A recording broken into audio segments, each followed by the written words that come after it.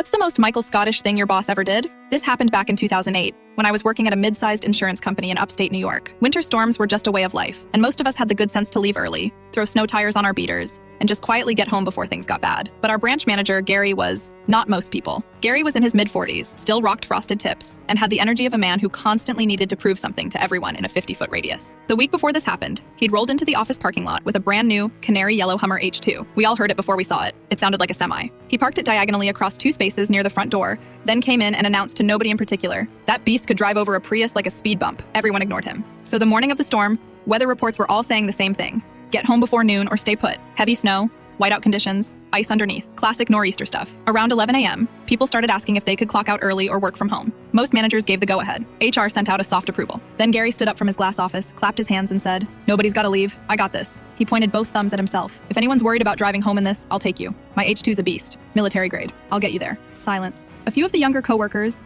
new hires mostly, nervously laughed. One of them, Jacob, said he lived about 10 minutes away but was worried about the side roads. Gary grinned and said, "Throw your stuff in the Hummer. We'll be fine." 2 more coworkers chimed in, Rachel and Omar. Both lived relatively close. Gary convinced them that this was an adventure. He said the phrase mission transport at least twice. So the 4 of them bundled up, trudged through the now ankle-deep snow in the parking lot, and climbed into his bright yellow beast. I watched from the break room window as the H2 roared to life, fishtailed slightly, then lurched out of the lot and disappeared into the blur of snow. About 30 minutes later, I get a text from Rachel. "We're stuck." I thought she was joking. Then she sent a photo. The Hummer, at an awkward diagonal angle, buried halfway up its doors in a snowdrift off the side of a back road. You could see Gary standing outside it, wearing his Oakleys like a tactical dad, holding his phone up in the air trying to get a signal. Jacob was still in the passenger seat, looking like he regretted every decision he'd made that day. Turns out, Gary had tried to take a shortcut through a barely plowed residential road that hadn't seen a salt truck in hours. Told everyone, "This thing's made for this," right before it slid off into a ditch. He kept revving the engine, but all 4 tires just spun uselessly while the snow packed tighter around them. They sat there for almost an hour before Omar's wife managed to reach them in her Subaru Outback. She pulled up just enough for them to climb in one at a time